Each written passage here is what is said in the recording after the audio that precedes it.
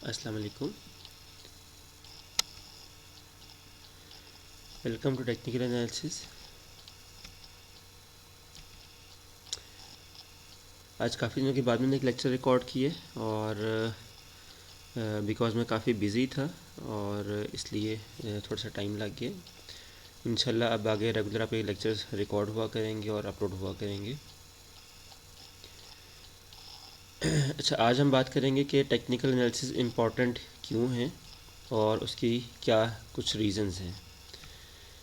ठीक है, सबसे पहले हम बात करते हैं कि टेक्निकल एनालिसिस को हम लोग अहमियत नहीं देते और मैंने देखा है कि मैं कोर्स अपलोड कर रहा हूँ और जो मेरे पास स्टैट्स आ रहे हैं उसके मुताबिक जितनी भी वीडियोस मैंने अपलोड की हैं 5 मिनट से ज़्यादा किसी का भी व्यू टाइम नहीं है। ठीक है, आई डोंट नो क्या वजह है। शायद मैं फ्री में शायद समझा रहा हूँ, ये सिखा रहा हूँ, शायद इसलिए इसकी वैल्यू नहीं है आपके लिए। बट टू बी ऑनेस्ट, मैं आपको जो चीज़ मुझे समझ आती है, जो चीज़ में मैं ख़ुद काम कर रहा हूँ, मैं वही चीज़ आपको बता रहा हूँ। इसमें कोई वो नहीं है कि मैं कोई ये फ्री का कंटेंट है तो मैं इसमें जस्ट वो एक बेसिक चीज़ें बता दूँ। काफ़ी एडवांस लेवल की चीज़ें बता रहा हूँ, बट इसको इम्पोर्टेंस ना दें तो आपकी अपनी मर्ज़ी की बात है। बट आज मैं थोड़ा सा आपको गाइड करना चाहूँगा, कोशिश करूँगा कुछ चीज़ों को समराइज़ करने के लिए कि आपको मैं बेहतर तौर पर समझा सकूँ कि टेक्निकल एनालिसिस इंपॉर्टेंट क्यों है।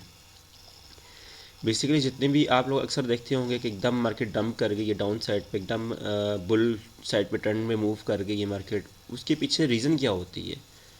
नॉर्मली परसेप्शन ये बनी हुई है लोगों की, आम लोगों की जिनको टेक्निकल्स का नॉलेज नहीं है, वो ये समझते हैं कि जी मार्केट जो मैनिपुलेट करती है, आपकी स्टॉप लॉसेस हिट करवाती है। जैसे ही आप एंट्री लेते हैं तो मार्केट डाउन साइड पे मूव कर जाती है और जैसे ही आप मार्केट में कोई सेल की ट्रेड लेते हैं तो मार्केट जो है वो अप साइड पे मूव कर जाती है। ठीक है, और आपका स्टॉप लॉस या आपका ट्रेड जो है आपको मतलब आपका लॉस करवाना चाहते हैं मार्केट किसी भी तरीके से, हालांकि ऐसा नहीं है। आपका अगर ट्रेड प्लान सही हो, आपको पता हो अपने एंट्री पॉइंट्स एग्जिट पॉइंट्स कौन कौन से हैं, तो आप उसमें प्रॉफिट्स कमा सकते हैं। बेसिकली होता ये है कि जहाँ पे आप देखते हैं कि एकदम से मार्केट में बहुत बड़ा क्रैश आता है, चाहे वो बुलिश साइड पर हो चाहे वो बेरिश साइड पर हो, तो उसमें होता क्या है बेसिकली कि उसके पीछे कोई ना कोई टेक्निकल रीज़न बनी हुई होती है। ठीक है, कोई ना कोई चार्ट के किसी ना किसी चार्ट के ऊपर कोई ना कोई टेक्निकल रीज़न, कोई पैटर्न बना हुआ होता है, कोई रीज़न बनी हुई होती है जिसके ऊपर जितने भी ट्रेडर्स होते हैं वो आके अपनी ट्रेड्स ओपन करते हैं ज़्यादा क्वांटिटी में। मिसाल के तौर पे एक जगह पे मुझे लग रहा है, या फॉर एग्ज़ाम्पल 1000 लोगों को लग रहा है कि मार्केट जो है यहाँ से बुल साइड पे मूव करने वाली है और 1000 लोगों ने बुल साइड पर ट्रेड की जो है वो एंट्री की हुई है। वहीं पे अगर फॉर एग्ज़ाम्पल 1 लाख लोग जो हैं वो ट्रेड लगा देते हैं सेल साइड पे, कि वो कहते हैं कि नहीं हमें तो यहाँ पे टेक्निकल्स या जो हमें समझ आ रही है वो तो सेल की लग समझ आ रही है। अब आप खुद कंपैरिजन कर लें कि विन किसकी होगी, 1000 ऑर्डर्स की होगी या 1 लाख ऑर्डर्स की होगी। तो साफ ज़ाहिर है कि जो एक बड़े ऑर्डर्स में लोग सेल की या बाई की ट्रेड लगाएंगे वो अपने टेक्निकल्स को देख कर लगाएंगे। इन्हीं एंट्री पॉइंट्स को, इन्हीं एग्जिट पॉइंट्स को जिनको हम देख रहे हैं अपने चार्ट पे समझ रहे हैं, उन्हीं पॉइंट्स को देख के लगाएंगे। तो इसलिए इनकी जो मैंने आपको सबसे जो फर्स्ट पॉइंट है मैंने इसमें से एक्सप्लेन भी कर दी है कि सक्सेसफुल ट्रेडर्स जितने भी होते हैं वो टेक्निकल्स को देखते हैं, उस पर अपनी एंट्री करते हैं हमेशा। सेम लाइक जितना भी सक्सेसफुल ट्रेडर्स हैं वो क्या करते हैं कि वो अपने चार्ट्स के सेटअप्स को देखते हैं कि ये बुलिश साइड पे सेटअप बन रहा है, बेरिश साइड पे सेटअप बन रहा है, देन वो एंट्री लगा लेते हैं उस पर, और उस साइड पे वो मार्केट काफ़ी ठीक ठाक साइड पर उसी ट्रेंड के ऊपर मूव करती है।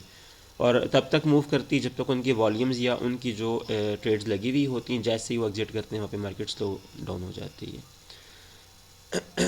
सेम लाइक इसी तरीके से कि हम लोग ये समझते हैं अक्सर कि मिसाल के तौर पे मार्केट एकदम मूव कर गई और हम लोग ने एंट्री ले ली वहाँ पर। ठीक है, फोमो में आ गए हम लोग और हम लोग ने एंट्री ले ली।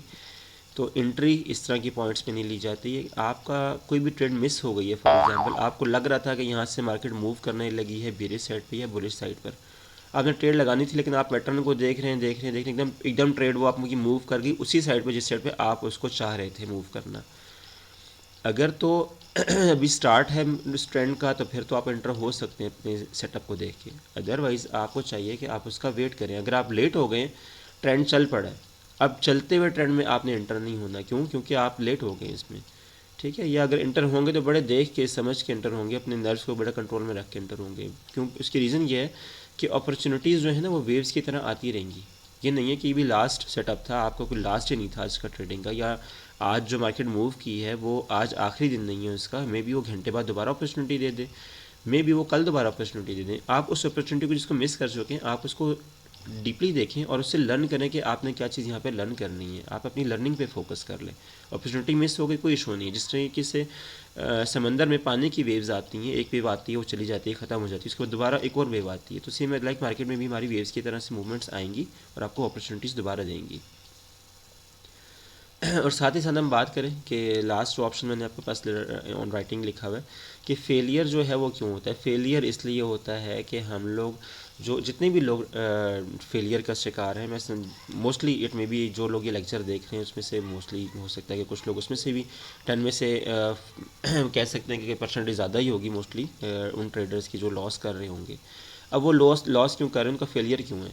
वो फेलियर इसलिए, सबसे पहली जो रीज़न है वो ट्रेड मोबाइल से ओपन करते हैं, मोबाइल पे क्लोज करते हैं, चार्ट्स को भी मोबाइल पे देख रहे होंगे। मैं 100% तो नहीं, लेकिन 80% शोरों के मोस्टली ट्रेडर्स यही कर रहे होते हैं। ठीक है। और दूसरी वजह क्या होती है कि उनकी जितने भी ट्रेड्स हैं वो नॉन टेक्निकल उनके ऊपर होती हैं। उन्होंने जस्ट कैंडल्स की मूवमेंट देखी, कैंडल ऊपर की तरफ मूव हुई, इन्होंने ऊपर की तरफ ट्रेड लगा दी, नीचे की तरफ मूव हुई तो नीचे की तरफ ट्रेड लगा दी। तो ऐसा नहीं करना आपने। ठीक है, तो ये कुछ मैंने एक रीजंस हैं, आई थिंक आपको अंडरस्टैंड हो जाएगा कि इम्पॉर्टेंट क्या क्यों है टेक्निकल एनालिसिस। नेक्स्ट चलते हैं हम अपनी नेक्स्ट स्लाइड की तरफ। टेक्निकल्स वर्सेस फंडामेंटल्स और वर्सेस न्यूज़। ठीक है, इन सब में क्या चीज़ कॉमन है और क्या चीज़ इंपॉर्टेंट है। ठीक है, आपने सुना होगा कि जी मार्केट मूव कर रही है टेक्निकल्स के ऊपर, कुछ लोग कहते हैं जी मार्केट मूव करती है फंडामेंटल्स के ऊपर, कुछ लोग कहते हैं कि मार्केट मूव करती है न्यूज़ के ऊपर। आज आपकी मैं ये चार चीज़ें मैं क्लियर कर देना चाहता हूँ कि इसमें होता क्या है। इसमें बेसिकली ये सीन है कि आपके जितने भी टेक्निकल्स और फंडामेंटल्स हैं, इनको अगर आप आपस में कंपैरिजन करें तो टेक्निकल्स की वैल्यू 90% है, 90:10 की वैल्यू बनती है। मतलब टेक्निकल्स की रेशो 90%, फंडामेंटल्स की 10% है। मैं ये नहीं कह रहा कि फंडामेंटल्स काम नहीं करते, फंडामेंटल्स भी काम करते हैं, न्यूज़ भी काम करती है, बट फिर भी जो वैल्यू है जिसकी वेटेज ज़्यादा है वो टेक्निकल्स हैं। टेक्निकल्स पहले से अपना पैटर्न बना चुके हुए होते हैं, उसकी मूवमेंट चल चुकी भी होती है। उस दौरान अगर कोई फंडामेंटल या कोई न्यूज़ आ जाती है तो वो क्या करती है, उसको पुशअप कर देती है। इससे ज़्यादा कुछ भी नहीं होता कि आप जस्ट उस पर न्यूज़ पे ट्रेड नहीं ले सकते, जस्ट आप फंडामेंटल्स पे ट्रेड नहीं ले सकते। टेक्निकल्स फिर भी इंपॉर्टेंट, अगर आप न्यूज़ और फंडामेंटल्स को देखते हैं तब भी टेक्निकल्स की इंपॉर्टेंस अपनी जगह पर है। सेम लाइक अगर आप टेक्निकल्स वर्सेस न्यूज़ करते हैं तो देन इसमें भी आप कह सकते हैं कि आपका जो है वो 90 और 10 की रेशो है। तो अगर आप इसको समराइज़ भी कर दें, फॉर एग्जांपल इनको इकट्ठा कर दें, फंडामेंटल प्लस न्यूज़ और वर्सेस टेक्निकल्स, तो उस सूरत में भी इसकी 80 और 20 की वैल्यू बनेगी। ठीक है, आपकी टेक्निकल की इंपॉर्टेंस हर जगह पे ज़्यादा रहेगी, उसकी वेटेज ज़्यादा रहेगी। सेम लाइक आपको मैं एक और चीज़ क्लियर करना चाहूँ कि यहाँ पे प्राइस एक्शन वर्सेस इंडिकेटर, कि प्राइस वर्सेस इंडिकेटर क्या होता है। ठीक है, अक्सर लोग कहते हैं कि जी इंडिकेटर, अब मोस्टली ट्रेडर्स जो लॉस कर रहे हैं वो क्या कर रहे हैं कि वो इंडिकेटर पे रिलाई करते हैं। इंडिकेटर जिस तरफ एक डायरेक्शन दे देता है वो उस तरफ ट्रेड ओपन कर देते हैं। तो इंडिकेटर बेसिकली है क्या, इंडिकेटर का मतलब है इंडिकेट करना। ठीक है, वो आपको इंडिकेट करता है, किसकी मदद से करता है। आप ये भी चीज़ देखें ना कि इंडिकेटर के पीछे काम क्या हो रहा है, कोई वो एक मैजिक तो नहीं है ना कि वो मार्केट को इंडिकेट करेगा और मार्केट को मूव करेगा। इंडिकेटर मार्केट को मूव नहीं करता, बेसिकली मार्केट के जो प्राइस एक्शंस होते हैं उसके अकॉर्डिंगली इंडिकेटर आपको हेल्प करते हैं मार्केट के डायरेक्शन बताने के लिए, प्राइस एक्शन बताने के लिए। ठीक है, तो अगर आप प्राइस एक्शन वर्सेस इंडिकेटर को भी अगर आप ट्रेड करना चाहते हैं तो आपकी 80% वैल्यू है प्राइस एक्शन की।